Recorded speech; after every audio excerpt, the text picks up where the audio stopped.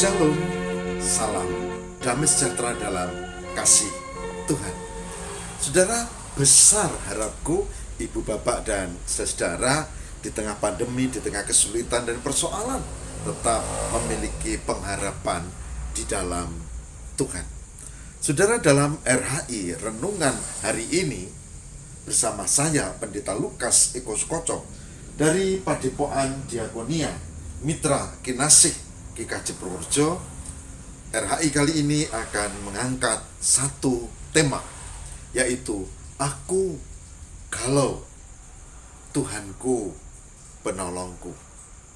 Aku galau, Tuhanku penolongku. Saudaraku yang terkasih, tema ini penting karena kenyataannya hidup itu tidak semulus yang kita duga.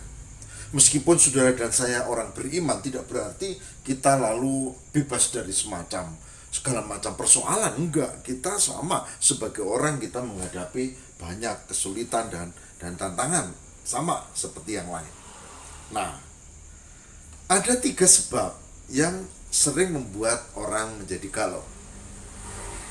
Yang pertama adalah perasaan gagal. Gagal sebagai karyawan, gagal sebagai pimpinan, gagal sebagai bagian dari keluarga, kepala keluarga, ibu rumah tangga, gagal dalam hal tugas di gereja, gagal dan perasaan gagal dimanapun. Itu penyebab kegalauan. Yang pertama, gagal. Yang kedua, saudara, perasaan tertolak. Kita tidak gagal, kita sudah melakukan yang terbaik dalam karya yang kita buat. Tapi ternyata ada orang-orang yang nyinyir, ada orang yang membuli, ada orang yang sekalipun seiman dan kelihatannya baik, tapi di belakang kita dia membuat gerakan-gerakan kemunafikan yang menjatuhkan. Perasaan tertolak sehingga menganggap semua orang menolak. Nah, padahal sih ya mungkin ada, tapi tidak semua. Tapi kalau sudah perasaan tertolak, maka dia merasa semua orang ini sepertinya menolak saya, menolak kehadiran saya, bahkan menolak diri saya. Perasaan gagal, perasaan tertolak. Dan yang ketiga, saudara, ini yang paling ngeri kalau terjadi ya.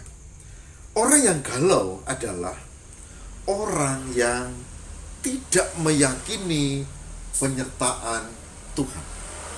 Orang yang galau merasa dia ditinggalkan Tuhan. Orang yang galau merasa bahwa Tuhan itu seperti mendiamkan, sehingga dibiarkannya kita punya banyak persoalan. Itu galau. Masalahku kok ya nggak rampung-rampung ya. Doa sudah, minta didoakan sudah, tapi kok nggak ada perubahan. Sepertinya Tuhan cuek aja, sepertinya Tuhan tidak mempedulikan, sepertinya Tuhan tidak mau campur tangan untuk memberkati kita. Jadi ada yang ketiga adalah meragukan campur tangan Tuhan. Saudara, 3 hal ini yang menjadi penyebab perasaan gagal, perasaan tertolak, dan perasaan Tuhan tidak ikut campur tangan dalam kehidupan setiap hari. Sehingga seolah-olah kita seperti sendiri. Bahkan tidak jarang orang menganggap apa gunanya berdoa pada Tuhan. Nah, itu bahaya, saudara. Karena apa? Karena kekuatan kegelapan mendorong kita supaya kita punya kesimpulan seperti itu. Apakah benar seperti itu? Tidak. Karena nyatanya Tuhan menolong kita. Hanya Tuhan menolong kita bukan pada saat yang secepat-cepatnya, tapi Tuhan menolong kita pada saat yang setepat-tepatnya. Kita sudah membahas itu beberapa kali, tapi hari ini kita akan lebih mendalami, yaitu tentang Aku Galau, Tuhanku Penolongku. Saudaraku, saya akan mengajak kita untuk membaca 2 bagian dari firman Tuhan pada saat ini. 2 bagian dari firman Tuhan. Yang pertama, saudara, dari kitab Mazmur. Mazmur 37. Mazmur 37 pada ayat yang kelima. Mazmur 37 ayat yang kelima. Dikatakan apa? Dikatakan begini, saudara. Serahkanlah hidupmu kepada Tuhan dan percayalah kepadanya, dan Ia akan bertindak. Mazmur 37 ayat 5. Serahkanlah hidupmu kepada Tuhan dan percayalah kepadanya, dan Ia akan bertindak. Poin pertama dari Mazmur 37 ayat 5 menunjuk pada realitas, tapi juga arahan. Jangan menyingkir dari Tuhan. Jangan menduga Tuhan tidak akan campur tangan dalam hidupmu. Dan jangan berpikir bahwa Tuhan itu cuek, tidak mempedulikan kita, tidak mempedulikan persoalan-persoalan yang dihadapi. Jangan. Justru pemazmur dalam pengalaman hidupnya mengatakan, serahkanlah kepada Tuhan. Serahkanlah hidupmu kepada Tuhan. Jangan pada yang lain, jangan pada kekayaan, jangan pada orang yang berkuasa, jangan pada orang pintar, jangan pada pokoknya jangan pada manusia. Hanya kepada Tuhan. Serahkanlah hidupmu kepada Tuhan. Lalu, dan percayalah. Saudara, tidak cukup menyerahkan, dikatakan di sini percayalah. Jangan meragukan Tuhan, percayalah. Ini. Lalu, dan Ia akan bertindak. Itu Mazmur 37 ayat 5. Untuk mengatasi kegalauan, yaitu kita datang kepada Tuhan, menyerahkan hidup kita kepada Tuhan, percaya kepada Tuhan, dan membiarkan Tuhan memberi diri untuk menolong kita pada saat yang sesuai kehendaknya, yang tepat, bukan yang cepat. Mazmur 37 ayat 5. Nah, yang kedua, ayat yang kedua, saudara, saya ajak kita untuk membuka kitab Yeremia. Yeremia